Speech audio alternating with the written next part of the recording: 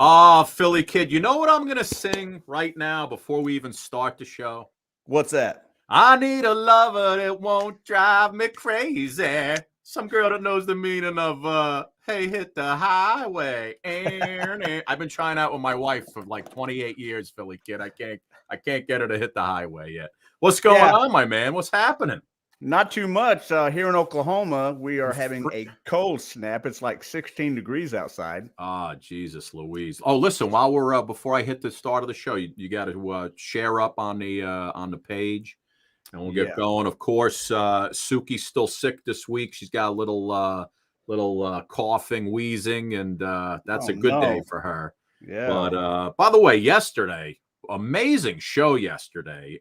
Yes. Randy Edelman was on the show. I mean, you talk about a legendary guy, music, composing, movies, TV. It was crazy. And he just had, I mean, that one story about how Barry Manilow ended up with Weekend in New England. That was fantastic. The way he told that story. They wanted him to change it to Will You Hold Me Up? What did they say they wanted him to change it to? It's a verse in the song. Took me away, long rocky beaches. Yeah, but he's like, I went in the bathroom, I threw up, and then Clive Davis told him to rewrite it. He wrote it in like 10 minutes. Next thing you know, Barry Manilow's got one of his biggest hits on his hands. Yes. Anyway, Philly Kid, another great show today. Kenny Aronoff's going to join us in just a second. You talk about a legend in the rock and roll business. He is your guy. Kenny Aronoff, legendary drummer. He has played with basically everybody you've ever heard of. Spent a lot of time with John Mellencamp and doing a lot of. He's an inspirational speaker. The guy is just a ball of energy galore. He inspires me. He inspires positivity, me. Energy, you name it. And then after we're done with Kenny, we got Leanne Brennan coming on. She's the showrunner for this new show on Crackle, which of course the Suki and Scott show.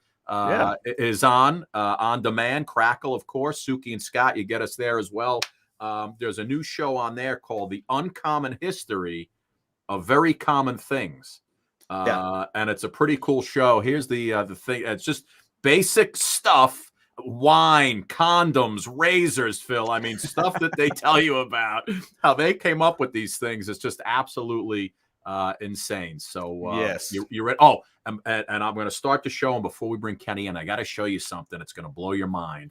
A letter that I received from a serial killer about 9 years ago. What? Yeah. Wow. Little tease for you, Philly Kid. Here we go. And then we'll get it going on the other side. Here you go. The Suki and Scott Show. This is one of the funnest shows I've ever done. Lady, when you're with me, I'm smiling. It's musical. It's magical. Suki and Scott, the Seven of Hearts. Woo! Exactly. This is a sexy show. Someone's getting some action. Now, these larger-than-life personalities are on an exciting new journey as they bring you the Suki and Scott Show. You guys nailed it. You're great. You ask great questions. You listen. I answered you because I have respect for you guys, and it was a question respectfully put. The Suki and Scott Show is your one-stop destination for humor. You like De Niro and Cape Fear.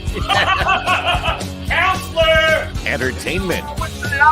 Jesse's girl. Wonderful. Can you paint with all the colors of the wind? And optimism. You guys have such amazing energy. Ultraviolet light, it gets in there and it just fights the kung flu. Is that right? Okay. Let's laugh together. I love him. The Suki and Scott Show. Oh, yeah, Philly Kid. We've been laughing together since the start of this pandemic. We continue to roll along.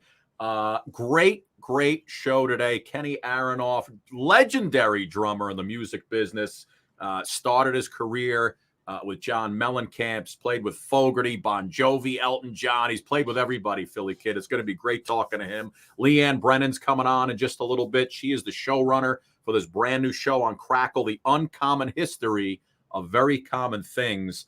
Going to be an amazing show, as per we've come to expect, Philly Kid. Yes, exactly. I mean, hey, it's like we said before.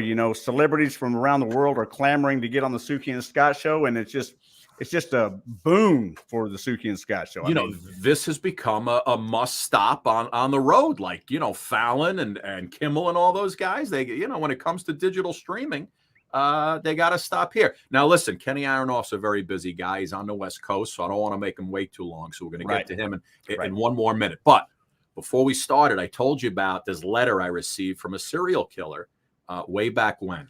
When I first joined Pix 11 here in New York, I was first a news anchor before I joined Suki in the mornings. I wanted to make a big splash as a news anchor, so I wrote a letter to the Sullivan County Correctional Facility where they house son of Sam killer David Berkowitz. Remember? Right. Yeah. I don't know, you're not a New York guy, but here in New York, David Berkowitz, son of Sam, terrorized New York. I think it was summer of '79. Shot a few people. The whole deal. They finally caught him from a parking ticket. So anyway, I sent a letter requesting an interview with David Berkowitz. I wanted to make a big splash as the, you know, the new guy. I didn't hear back for months. All of a sudden, I get this envelope from the Sullivan County Correctional Facility from David Berkowitz to Scott Stanford. Dear Mr. Stanford, that it's typewritten because they have to use regular typewriters. I'm sorry it's taken a while for me to get back to you. You live in a world of high-speed internet access and other forms of instant communication and so on and so forth. He's got no internet text messaging. If you could read it, he also goes, but he write, I felt not to meet with you. It would serve no purpose for us to go to this hearing. And he didn't want to upset. He ends off with, I know and believe now how very sorry I am for the tragedy that happened back in '76 and '77. I'd give my very life if the past can be undone. It cannot. I pray that all who suffered either loss or physical injury have, as best as possible, gone on with their lives. Sins can be forgiven, but the damage caused by sin may continue for many years. Be well and best wishes. Sincerely, David Berkowitz. I was cleaning out a box the other day and I found that letter. Wow. I'm like, wow, this looks familiar. And I opened it up. I'm like, holy, you know what? I got a mail from David Berkowitz, who's still in prison, by the way. Thank God. Very religious guy, always looking, you know, I don't even know if he wants to get out, but he's taken on a role of mentor behind bars to all the younger convicts. Well, that's I'm glad he's doing that. I'm glad he changed his life, but he needs to stay exactly where he's at. Yeah. And listen, I looked up on Amazon, somebody else had a signature of David Berkowitz. It was worth like $5,000. So I'm gonna hold on to mine for a little bit. But anyway, Philly Kid, let's get into this. Great show. Kenny Aronoff. You know, yesterday we had Randy Edelman, who's a legendary music composer for movies and TV and the whole deal. He's written songs for so many people. Kenny is equally as legendary in the rock and roll business, a drummer. And like I said, he basically started his career with John Cougar Mellencamp, which John Mellencamp now, at which I know you're a big fan. I know you've done some covers. Oh, man, yeah. Listen, when he comes on, you got to give him a little bit of your Jack and Diane. If he begs for it, just give it to him. All right. Okay. But anyway, here's a little bit of Kenny, and then we'll bring him in on the other side. Kenny Aronoff coming up.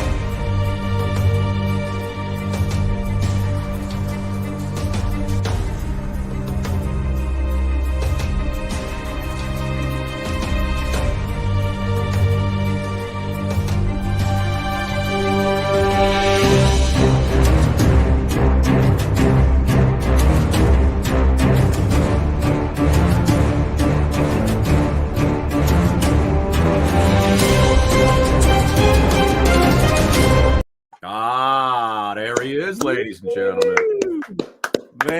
Man, oh man. Hey, Kenny, I got to tell you, I've always been a big admirer of drummers because they are always jacked, man. They're just always jacked.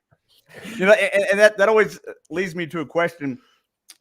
All the years that you've been drumming, is there ever a time that you're like, I got a little tendonitis going on here, guys? I mean, do you just take the ibuprofen and just go on through, or what do you do? Are you kidding me? You're a veteran. On my shirt it says "Never say die." There you go. I mean, the guys in the NFL play with broken ribs, broken toes, broken everything. You just not even a question. Yes, I'll take a ibuprofen, whatever it takes. You just you go if you got one arm, you go play. You just do it. Yeah, Kenny, it's the guys in baseball and major leagues that they have a hangnail. They can't play anymore. But no, I'm not that guy. I'm Delta Force. I'm all Navy SEAL. That's right. And you just do it. Kenny, listen, man, before we get into this, Phil and I said, Kenny reminds me, and you must get this all the time. I just don't know the guy's name. He's always the bad guy in like superhero movies. You remind me of an actor. Do people tell you that you remind them of this guy? I don't know his name, and I know almost everybody, but he's always in like a long leather jacket, beating the crap out of everybody. You know what I'm talking about? You ever get? There's a couple guys like that, but I like to be that guy. He's a good guy, right? No, mostly he's a bad guy. He's usually I want to be the good guy, but I mean, I get all kinds of weird things, from Paul Schaefer to I can see that, Paul Schaefer. Or what's his name in The Godfather? No, he was in Apocalypse Now. Robert Duvall. Yes, Robert Duvall. I mean, when I was making American Fool with Mellencamp, he made me speak like Robert Duvall like on the beach. It smells like napalm. I had to speak in that voice. I love it. I love it. Look at me. God, that was when I didn't know how to dress back then. The biggest thing is I should have shaved my head back then. Yeah. But I was trying to hold on to that cul-de-sac that was on my head. You mentioned veterans earlier, and Kenny, I got to tell you that I know that you are a big supporter of veterans. I mean, you contributed to events that support trauma recovery and ending veteran suicide. And as a veteran, I want to thank you from the bottom of my heart for that support, and thank you very, very much. We really appreciate that. Well, absolutely. You're welcome. I mean, I never served in the military, but I'm a huge supporter of the veterans, and I think there's not enough done. They're taking care of other people more than they're taking care of the veterans. The veterans are the ones that are making our country safe and free. It doesn't make sense to me. Yeah. They should like put, the attention's all going the wrong direction. They should take care of the veterans absolutely first.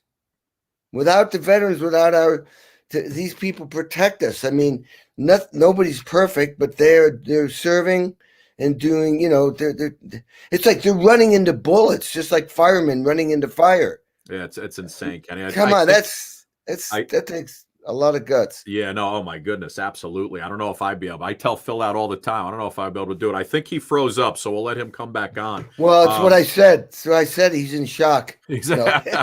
He's like, yeah. I'm a big supporter.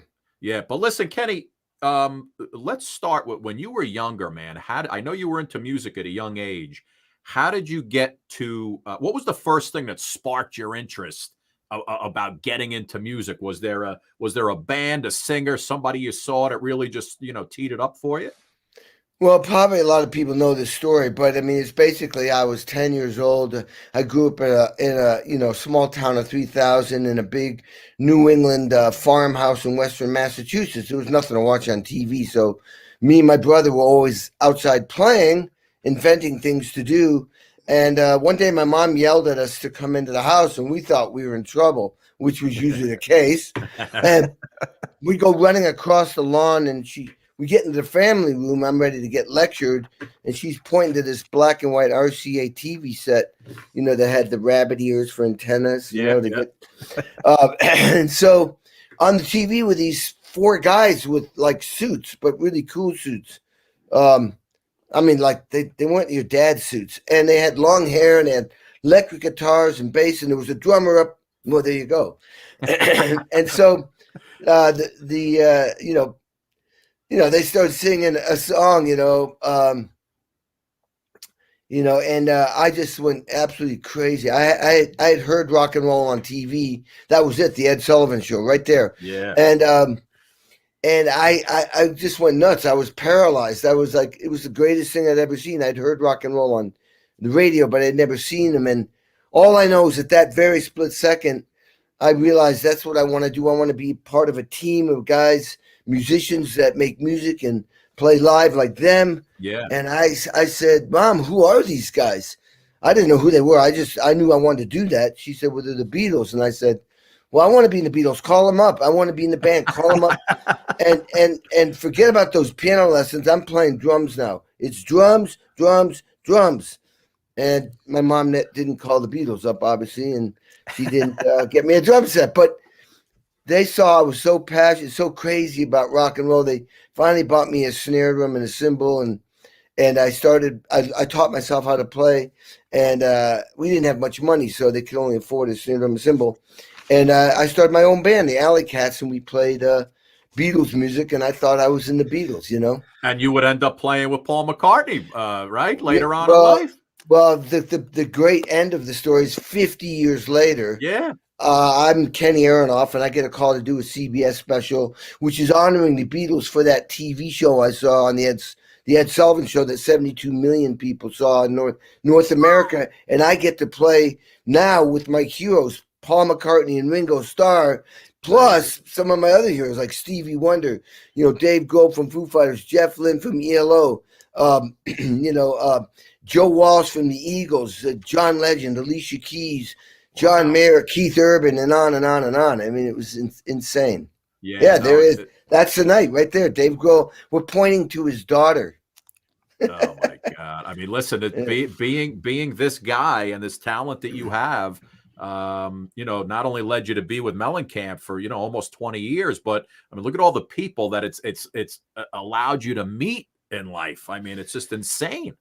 Well, the thing is, it's not. I started asking myself, because I had drums in Nashville, L.A., New York, Indiana, where I live, Japan, and Germany. People fly me all over the world to make, play on their records. And once I started making big hit singles, people were like, "Who's that guy?" And so anyway, I started wondering. I mean, there's a lot of great drummers, and I thought a lot that are better than me. And I thought, what is it that? Why are people asking me to be on their team?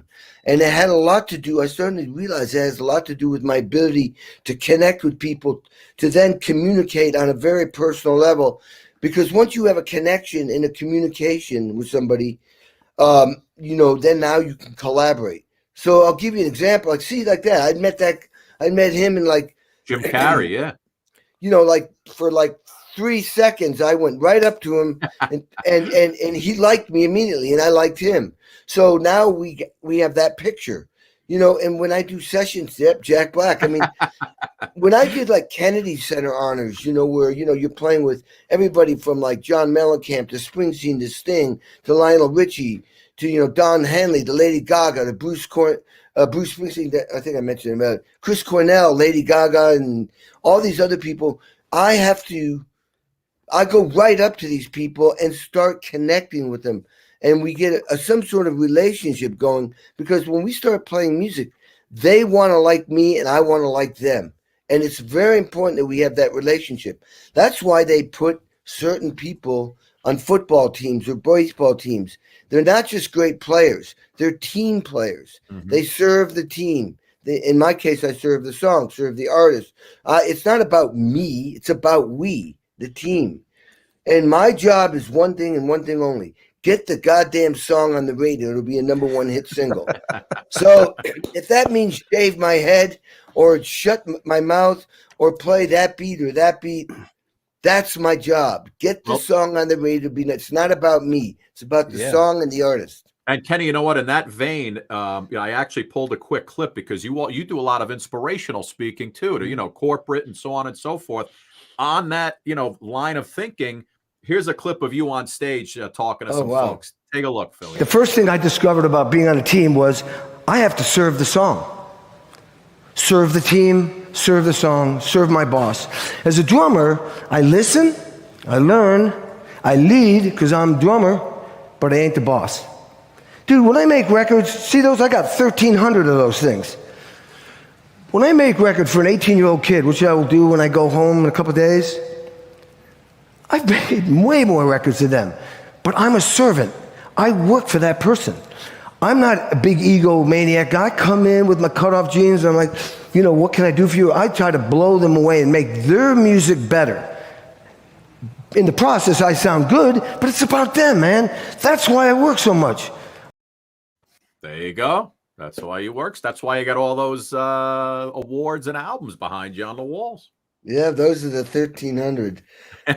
Most of them are in the garage, though. They're all packed up. I don't have enough walls.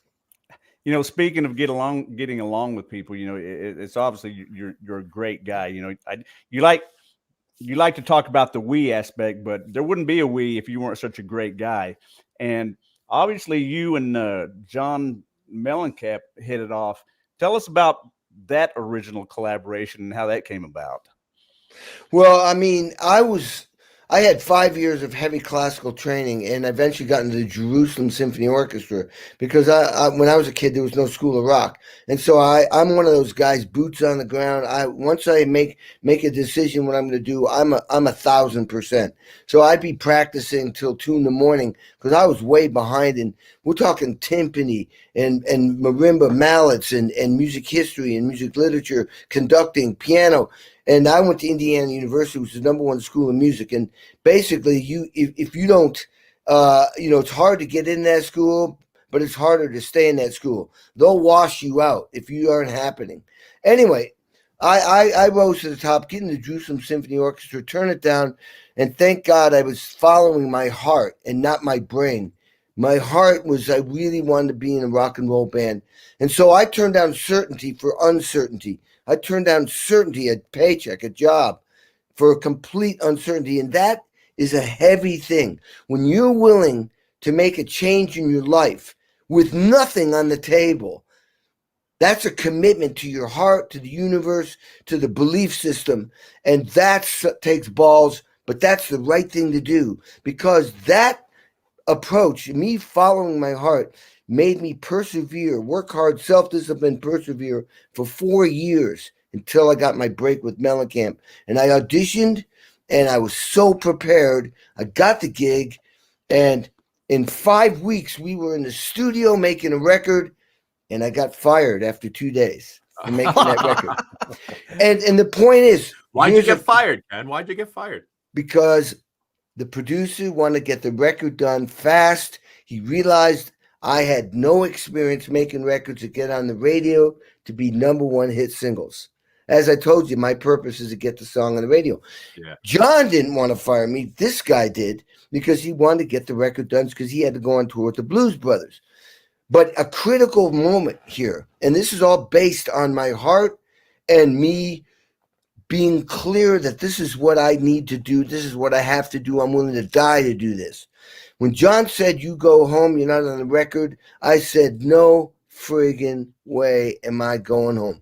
That's a life-changing moment, because most people would have gone home. That's like me telling you you're fired, and you go, no, I'm not. I'm like, hey, dude, you're fired. You go, no, I'm not. Go like, what don't you understand? You're friggin' fired. And so when John said that to me, I got into a fight or fight mode, because I felt like a loser. I felt embarrassed. I felt angry. I felt sad. I felt all those negative thoughts. And I just was, no, this is what I'm doing. So I said to him, man, am I still your drummer or what? And he goes, yeah, but you're not playing the record. And then I started to scramble and to negotiate a deal that would serve both of us. And I said, well, I'm going to go in the studio and watch these other guys play my drum parts on your record. I'm going to learn from them. I'm going to become a better drummer. And because I'm your drummer, you'll benefit from that. Complete silence. I went, oh my God. I went, all right. I'll work for free and I'll sleep on the couch. And he went, perfect. Yeah, there you go. And the life lesson was I did stay there. I felt like a loser, like I said, but I learned, I wrote notes, and I pivoted my whole approach to playing the drums from that moment. I realized I need to serve this guy's music. I need to be the best John Cougar Mellencamp drummer, not the best Kenny Aronoff drummer, but the best Kenny Aronoff drummer for this guy. Right. So that's why I switched from it's all about me to becoming it's all about we, us. You know, let's think about this. Teams win Super Bowls, teams win World Series, Stanley Cups, NBA titles, not individuals. However, we should strive to be the MVP on any team you're on, but for the team. Absolutely. Yeah, absolutely. yeah. Great words, Kenny. Let me follow up with now one of the most iconic songs I think ever written. And you know, a lot of songs that come out, sometimes people can remember where they were the first time they remember hearing it. And Jack and Diane is one of those songs for me. I remember I was stationed in Korea at the time, and that every time I hear that song, I rush back to some very, very pleasant memories. Can you tell me the process of, because you know when people first hear that, the down down down down down and that drum beat, I mean that's one for the ages, man. What was the process? How did you guys come up with that song? And can you tell us a little bit about that? Well, first of all, that record was the most difficult record I've ever made in my life. American Fool, which eventually won 2 Grammys, and Jack and Diane was John Cougar Mellencamp's biggest #1 hit single. It was not on the record. It wasn't on the record. John was going through a divorce. He was about to lose his record deal, and I saw him almost die getting hit by a dog in the dark at 80 miles an hour on his Harley with no helmet. Wow. But so he was not in a good mood, and 2 guys got fired on making that record, and I almost got in a fist fight with him. It was a very stressful time. And remember, I'd been fired on the last record. This is 2 years later, and I'm determined to be on this record. This is to redeem myself.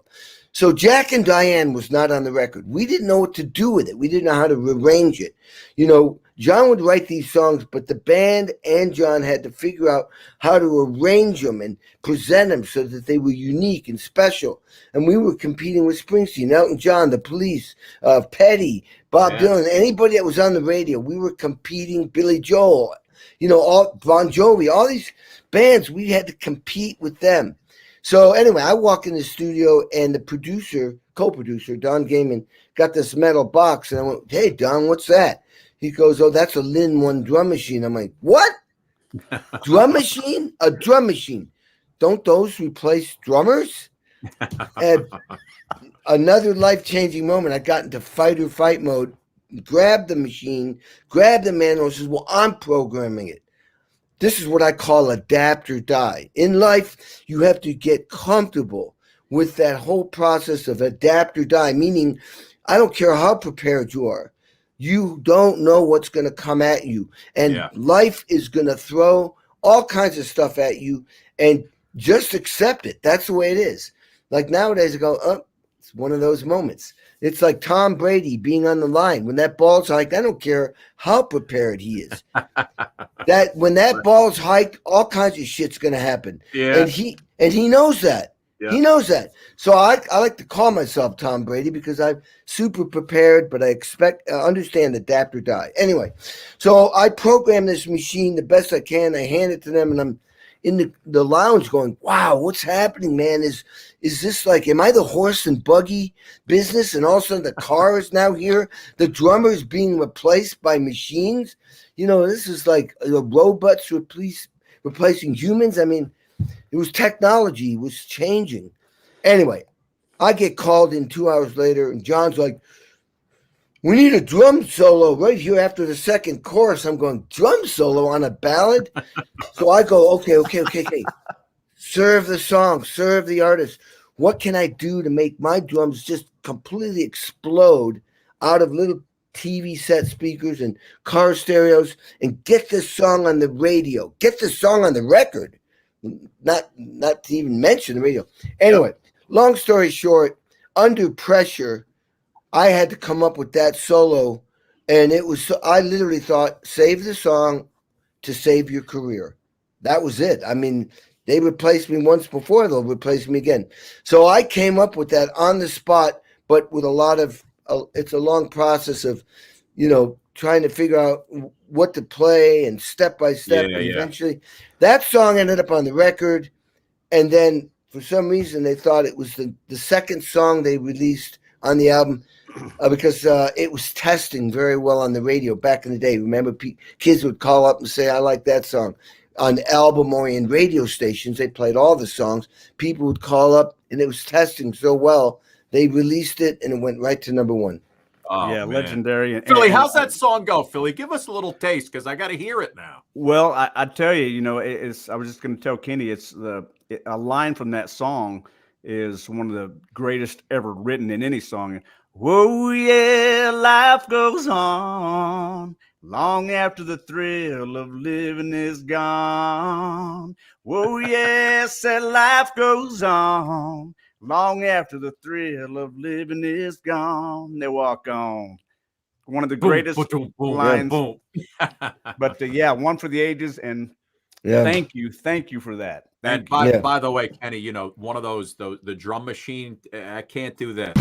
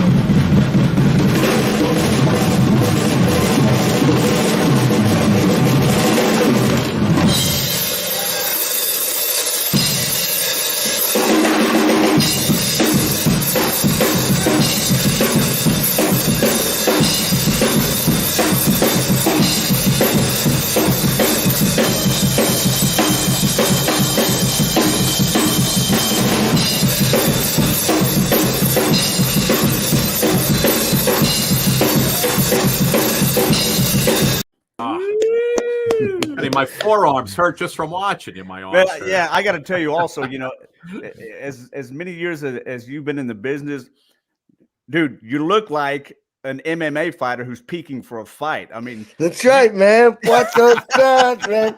By the way, on the other side it says uncommon on it. Nice. Yeah, nice. Uncommon. Nice. I'm coming out with some wine called Uncommon Wines. Listen, you know what? Kenny, our next guest, Leanne Brennan, she's the showrunner for the Uncommon History of Very Common Things. I know. How's that sound, bud? Dude, my studio's called Uncommon Studios. My recording that's right. In LA, right? Yep. I have Uncommon Studios, Uncommon here, Uncommon Wines, because I'm uncommon. Yes. I love it, Kenny. And thank goodness for us. Kenny, listen, real quick, before you go, I just want to bang through a couple quick shots, get your thoughts. Oh, yeah. Oh, my God. To get him to get in a picture is not easy. How about this one? Oh, man. That's my wife on the left. Well, no, not on the right. The girl's my wife. Yes. And Billy Bob? Billy Bob Thornton. Great guy. Oh, my God. So cool. I love it. This one right here with Slash. Absolutely. We played on the Iggy Pop record together, and great guy. He's one of the nicest guys in the business. And then finally, how about this one right here? Who's the Oh my God, that's my first band, the Alley Cats, and that's the snare drum and the cymbal my mom and dad bought me. I love it, man. I love it. Kenny, listen, man, you're absolutely phenomenal. What's the next project coming up for you? It's always what I'm doing and what I'm going to do. I mean, right now I got like 4 songs I have to record. I'm working on a speech. I'm speaking in Denver on the 18th for a corporation, a teamwork speech, and then I'm doing a session in Chicago, and then I'm going up to Wisconsin to give a speech. I got John Fogerty dates coming up, Joe Satriani dates coming up, probably some Kings of Chaos dates coming up, which is a super group. More speaking, and I'm going to play with Greg Allman's son. Thanks for reminding me. I got to call Devin up. I'm doing some gigs with the Allman family, and I got to make a record with Devin Allman. I mean, it's just endless. My phone, probably do some stuff with Sammy Hagar this year. Love it. I mean, it's just my phone rings off the hook. It's every day. The list is bigger and bigger, and I did an audio version of my book, Sex, Drums, Rock and Roll. There's a drum book coming out. There's another book that's out. Modern Drummer put out the Legends series. They did one on me, 150 pages. I mean, it's just I can't remember. I'm sure I forgot some stuff. Kenny, last question. One name besides you, best drummer you've ever heard. John Bonham. John Bonham. All right, little Led Zeppelin action. All right, absolutely, man. It's one of the greatest rock and roll. And in the jazz world, it'd be Buddy Rich. Buddy Rich. But there's so many great drummers. Every drummer I hear sounds great to me. Yeah, Kenny, listen, man. Thank you so much for coming on. I know it was only 10 o'clock in LA, but we love you, pal. Yeah. It's Danny Spitz from Anthrax. You know Danny Spitz? You ever meet Danny Spitz? Yeah, I mean, I've met all the guys in Anthrax, but obviously I know the drummer mostly, and I know the lead singer of Anthrax. You know, Danny Spitz was my next door neighbor. What? Growing up when we were little kids in Rockland County, New York, a town called Haverstraw. I know Rockland. I remember going to Rockland all the time. My mom grew up in the Bronx. Oh, Rockland. okay. I know Rockland County. Shit. Danny Spitz was a kid who lived next door. Wow. And years later, all of a sudden, you're like, wait a minute, that's Danny Spitz from next door. He's in Anthrax. Pretty cool. But Kenny, listen, man, we love you, pal. Happy New Year. Man. Thank you so much for coming on, bud. Take care, you guys. Have a good one. Thanks for having me on. And remember, keep being uncommon. Thank you, my friend. And you keep doing what you're doing. You're going to be big in this business one of these days, Ken. Hopefully. Take care, my man. Bye. Thank you, pal. Bye. Oh, Phil, he was great. Wow, man. Absolutely amazing. That dude is very, very inspirational. Yeah, man. I mean, well, you talk about like just energetic inspiration, you know, and he's got everything's about teamwork with him. He's, he says all the right things. And it's all about the teamwork. That's why he does inspirational, speeches. And listen, you watch this guy play the drums. They're not calling for him to play because he's just some, mid-range drummer. I mean, this is a guy who can adapt. Like he told us. I mean, Elton John. He played with Bon Jovi. He played with everybody. So just fantastic, man. Yeah. And you see how I got you in? I got you in with the song. I always get you in, Philly kid. I wouldn't leave you hanging out there. I wanted to sing, I need a lover that won't drive me crazy. ROCK in the USA. That's so funny. Man, we have so many people on the show who just like part of the soundtrack of your childhood, right? I know, man. It's awesome. Listen, Philly kid, I think December 1st, we became part of the Crackle family. Yes. The Suki and Scott show. Suki, of course, off today. She's a little under the weather. But I think it's about 10, 11, 12 episodes of the Suki and Scott show are up there with some of our biggest guests, Vanessa Williams, George Lopez. So you can catch us on Crackle. And Crackle is just one of those free streaming platforms, Philly kid, that I mean, because it's ad supported. You don't have to have a subscription. It's not $9.99 a month. And they've got movies, TV shows, you name it. And there's a show on right now, as I mentioned earlier. It's fairly new. It's almost like it was a series prepared just for them, called The Uncommon History of Very Common Things. Leanne Brennan she's the writer, producer, showrunner. She's coming on with us in just a second. It's such a cool show, and they tell you so many cool things about, just like it says, common things, crazy history. Here's a little bit of the trailer right here, and then we'll bring her in. We'll bring Leanne in a second. Think you know your history? Mm-hmm. You haven't heard the whole story. Get ready to learn a buttload more. Ew. No, really. In the Middle Ages, a buttload was a proper measurement of wine.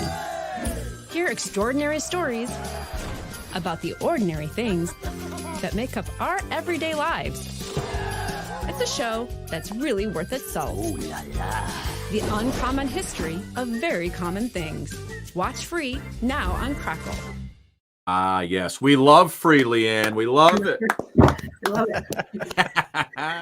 How are you, young lady? Thanks for coming on today. I feel like I should have uncommon tattooed on me. You need that tattoo. I need the tattoo now. I think we've all used the term butt load once or twice in yes, our there you go. In our lives. Didn't right? know it meant 762 bottles of wine.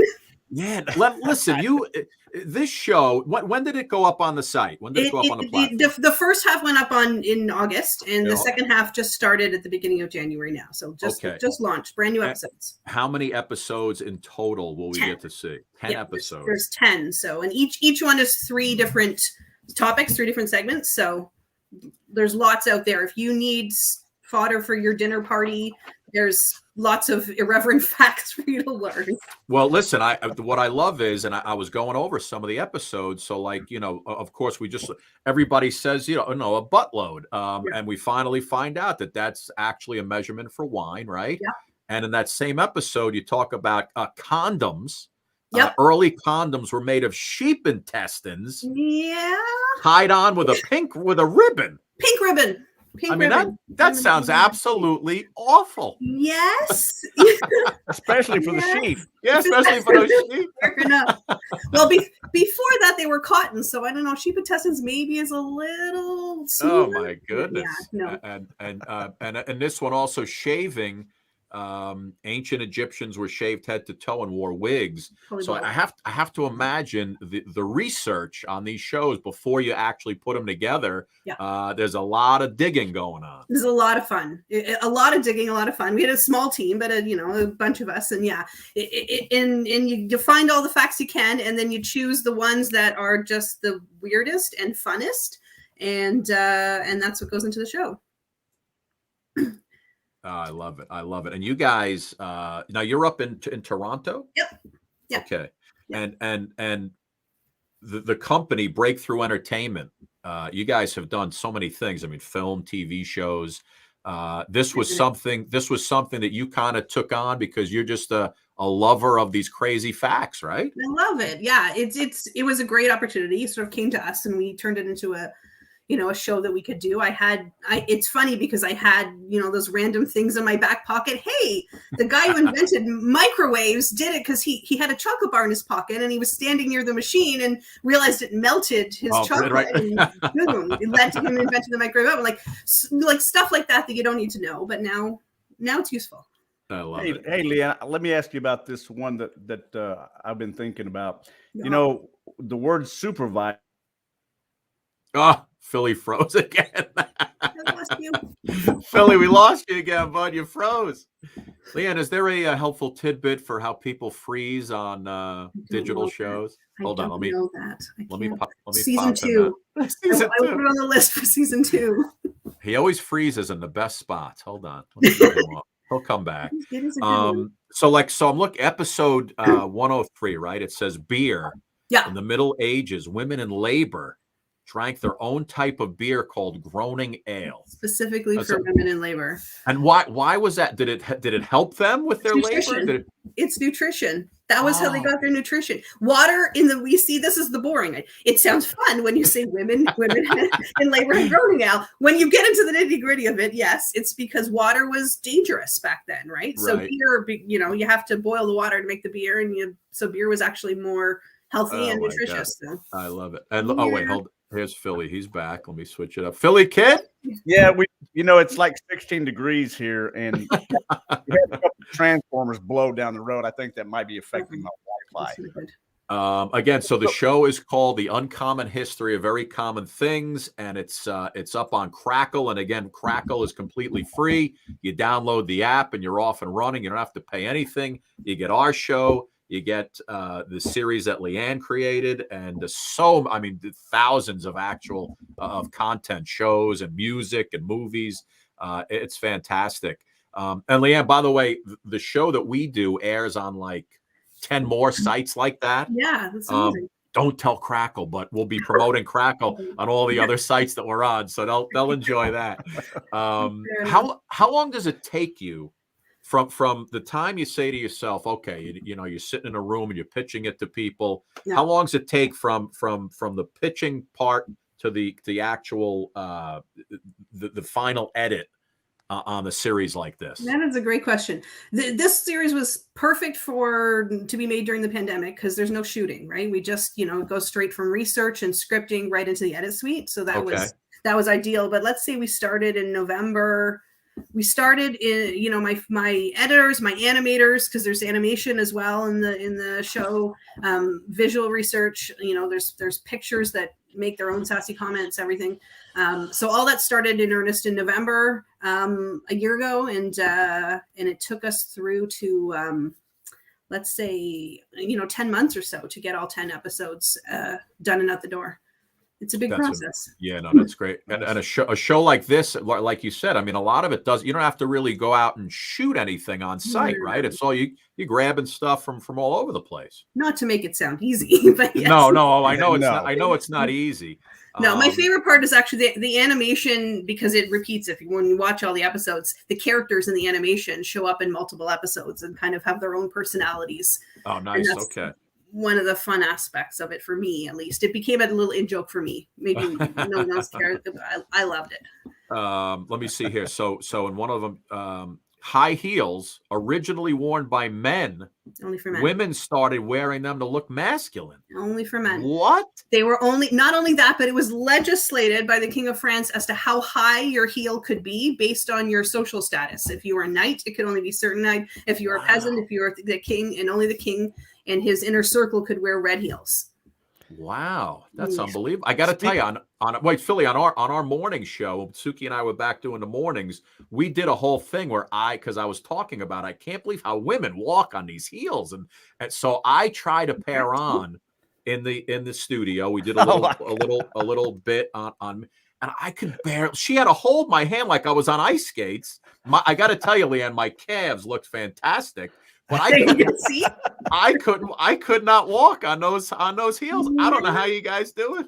It's a skill you develop from from young age, but that's so that's funny. Crazy. Speaking of knights, I heard that the word supervisor came when the biggest knight would show up. The one that had the biggest visor on his helmet was the supervisor. That makes sense. I didn't run across that, but I love it. I'm going to put that in my pocket for season 2. I love it. Phil, you pulled that one out of somewhere? That's great. Let me see. Deodorant. Roll-on deodorant was inspired by the ballpoint pen. I could see that. I could see that one. Toothpaste. Children's edible toothpaste invented by NASA for astronauts. Yep. They couldn't imagine in space you spit. It doesn't.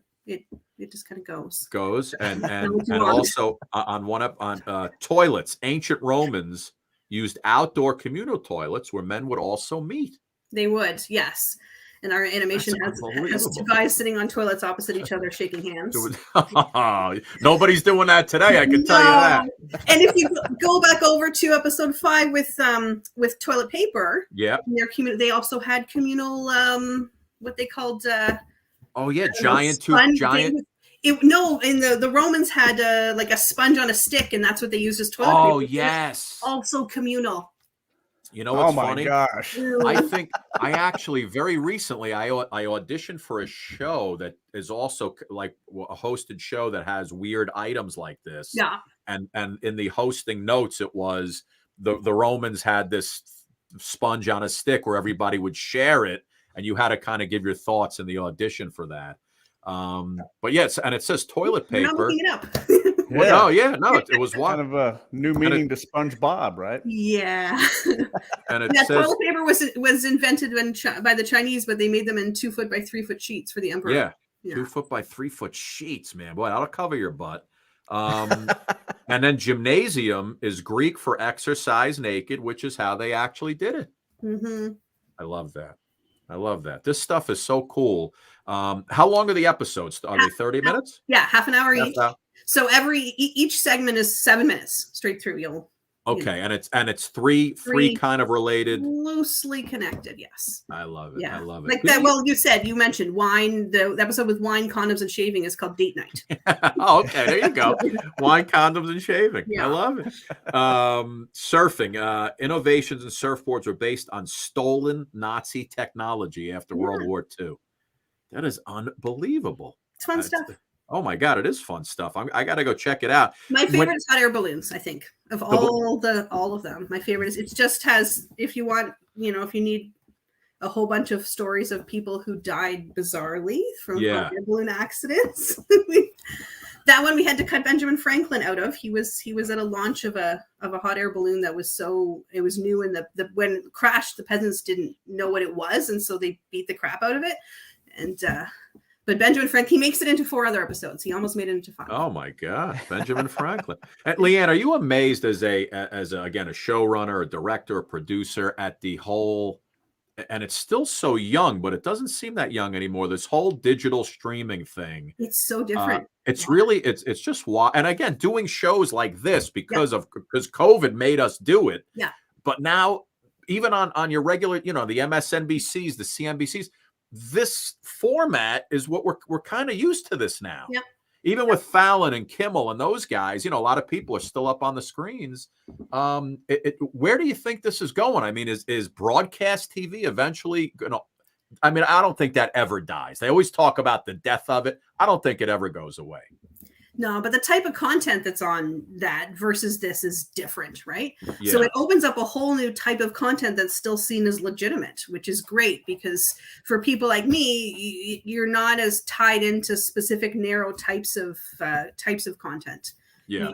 A show like we've got is, it's made for streaming like this. It's ideal for that. So yeah, and it gives voices to people who otherwise wouldn't have had a chance to get in front of a television audience. Well, hey, I've got my own right here. I got a computer. I got an iPhone. Look what I can do. Yeah. That's right. It is unbelievable. Well, listen, the show is the uncommon history of very common things. Our audience is chiming in. I haven't put any on the board, but everybody's talking about going over to it. It is a great show. And it's 10 episodes now, Leanne? 10? 10, yeah. 10 episodes, 2 seasons. And again, it's over on Crackle. You got your streaming movies and TV. You got our show over there from some of the older guests that we've had on. Leanne, what's next in the hopper for you? What do you got coming up? It looks like this is going to be a year of films. I've got in the middle of doing a true crime series right now, but we've also got 3 horror films that just got greenlit. So really nice. I'm not, I'm not the creative person on those ones, but listen, I play a pretty good slasher. Oh, well, keep that in mind. I will pass on your name. Thank you.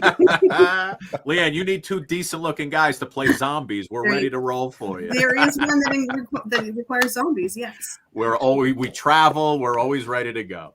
No. Leanne, listen, thank you so much. Again, one more time, The Uncommon History of Very Common Things. You can watch it free. The key word there is free. I've got so many friggin' subscriptions. I can't even keep track of them. Uncommon History of Very Common Things on Crackle. Leanne, thank you so much. Thank you, guys. This was all fun. As soon as those horror movies are done, you'll come back on. There you go. All right. Take care. Happy New Year. See you later. Bye, Leanne. So talented, Phil. I mean, so talented. I know, man. Some people just, some people can just do things, Scotty. Listen, and being a showrunner, you basically, that's the person. It's right in the title there. You're running the whole shebang. And I got to go check that out because I love shows like that. And I love information like that. Let me just get us back to our hosting. Boom. Philly, another great show today. Awesome show. Kenny Aronoff, Leanne Brennan. I showed you a letter from Son of Sam killer David Berkowitz. You're probably like, what the hell is this guy talking about? Got a letter from a serial killer. So that's it, my friend. We'll be back next week. We got some amazing guests coming up. More guests. Can you just keep flowing in, Phil? They're flowing in. Let me give you a little. Let me see if I can find one here for you. Just tell you who we got.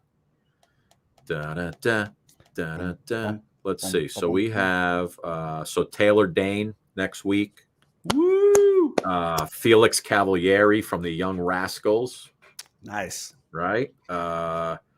Curtis Stigers is coming on. He's another one of those music composers that has done so many things. He did the what's the show, the big show on I think we did this before and I forgot it again, with the bikers on cable. It's like on A&E. It's a really popular show with the bikers. I think he did the theme song for that. I forgot it again because I didn't watch it, but it's so popular. Sons of Anarchy. Yes. Right? That's what I'm thinking of. Sons of Anarchy. And so he's coming on, Curtis Stigers, and he's also he's got that huge song. That's what it was. He's got a huge hit. And I wonder why I hold on with tears. You know that song? It's called I Wonder Why. Not the way you're singing it. No. I don't know why you got to attack me. I don't know why you have to attack me. But it's you know the song. Don't put it in here because that'll shut us off. But when we're done, Curtis Stigers, the song is called I Wonder Why. It was huge on the radio, and I wonder why. I mean, I guess you could probably play like 15 seconds of it, 10 seconds of it. See it? You see it up there? Yeah. Let me see. Let's see what this I wonder why. Let's see. You got it up there? Here we go.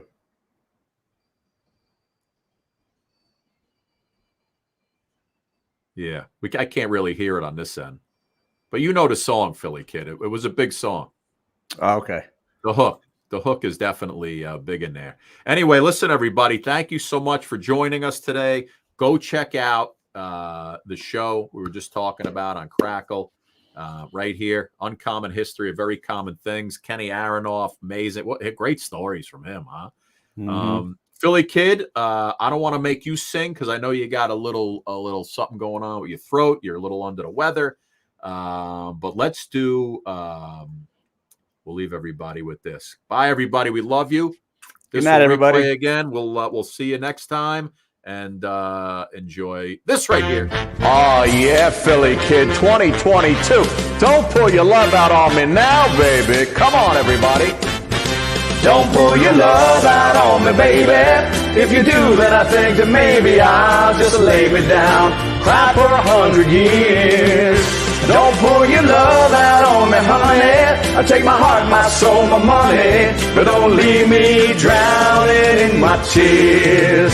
You say you're gonna leave, gonna take that big white bird, gonna fly right out of here without a single word. Don't you know you'll break my heart when I watch you close that door? 'Cause I know I won't see you anymore. Don't do it, man. Don't pull your love out on me, baby. If you do, then I think that maybe I'll just lay me down and cry for 100 years. Don't pour your love out on me, honey. I take my heart, my soul, my money, but don't leave me drowning in my tears. Haven't I been good to you? What about that brand new ring? Doesn't that mean love to you? Doesn't that mean anything? If I threw away my pride and I got down on my knees, would you make me beg you, pretty please? Don't pour your love out on me, baby. If you do, then I think that maybe I'll just lay me down, cry for 100 years. Don't pour your love out on me, honey. Take my heart, my soul, my money, but don't leave me drowning in my tears. There's so much I want to do. I've got love enough for two, but I'll never use a girl if I don't have you. Don't pull your love out on me, baby. If you do, then I think that maybe I'll just lay me down, cry for 100 years. Don't pour your love out on me, honey. I take my heart, my soul, my money, but don't leave me drowning in my tears. Don't pour your love out on me, baby. If you do, then I think that maybe I'll just lay me down, cry for 100 years. Don't pour your love out on me, baby. If you do, then I think that maybe I'll just lay me down, cry for 100 years.